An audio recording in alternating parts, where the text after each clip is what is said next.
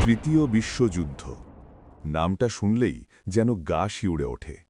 কারণ এই শব্দটা শুধু যুদ্ধ বোঝায় না। এই শব্দটার মানে ধ্বংস। এই শব্দটার মানে পৃথিবীর শেষ অধ্যায়। ইতিহাস আমাদের আগেও সতর্ক করেছে। প্রথম বিশ্বযুদ্ধ, দ্বিতীয় বিশ্বযুদ্ধ। প্রতিবার যুদ্ধের পর মানুষ বলেছে এটাই শেষ, আর কখনো নয়। কিন্তু ইতিহাস কখনো মানুষের কথা শোনে না। ইতিহাস নিজের পথ নিজেই বেছে নেয়। আজ পৃথিবী আবার দাঁড়িয়ে আছে একটা ভয়ঙ্কর মোড়ে।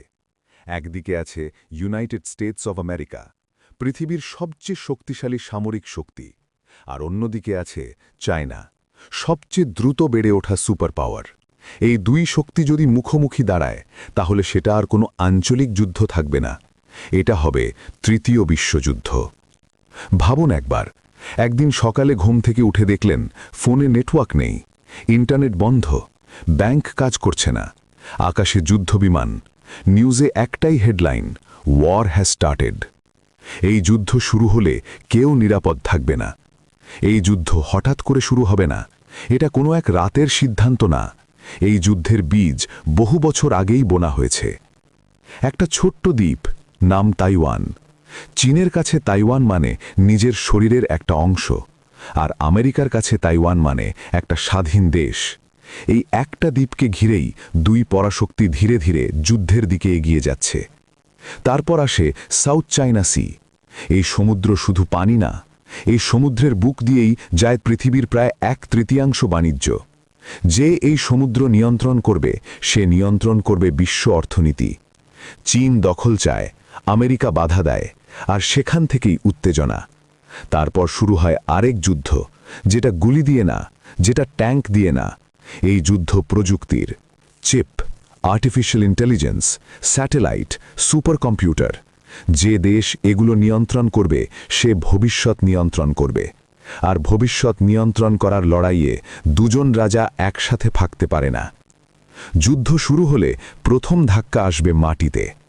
চীনের আছে পৃথিবীর সবচেয়ে বড় সেনাবাহিনী, লক্ষ লক্ষ সৈন্য, শেষ না হওয়া রিজার্ভ। সংখ্যায় চীন ভয়ঙ্কর। আর আমেরিকা সংখ্যায় কম, কিন্তু প্রতিটা সৈন্য বাস্তব যুদ্ধের ভেতর দিয়ে বড় হয়েছে। চীন যুদ্ধ করবে নিজের মাটিতে, আমেরিকা যুদ্ধ করবে দূর থেকে। সংখ্যায় চীন এগিয়ে, কিন্তু দক্ষতায় আমেরিকা। তারপর যুদ্ধ উঠবে আকাশে।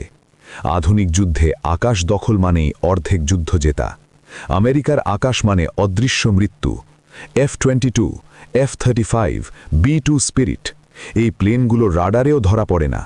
শত্রু বুঝে ওঠার আগেই আঘাত করে চলে যায়। চীনের কাছেও আছে J-20 আর হাইপারসনিক মিসাইল, যেগুলো শব্দের থেকেও দ্রুত। যুদ্ধ শুরু হলে প্রথম কয়েকটা দিনই ঠিক করে দেবে কে আকাশের রাজা। আর এই দৌড়ে শুরুতে আমেরিকা এগিয়ে থাকবে।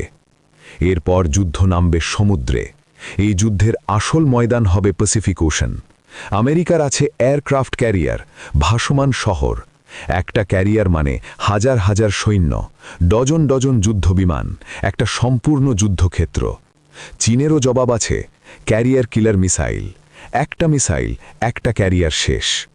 এই সমুদ্রে যুদ্ধ মানে 1 সেকেন্ডে হাজারো মৃত্যু।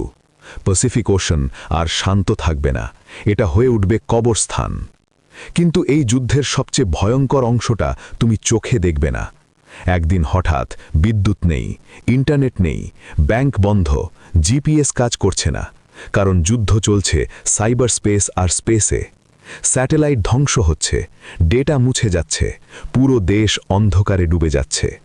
এই যুদ্ধে গুলি কম, অন্ধকার বেশি। আর যদি একদিন নিউক্লিয়ার বোতাম চাপা হয়, একটা বোমা, একটা শহর শেষ।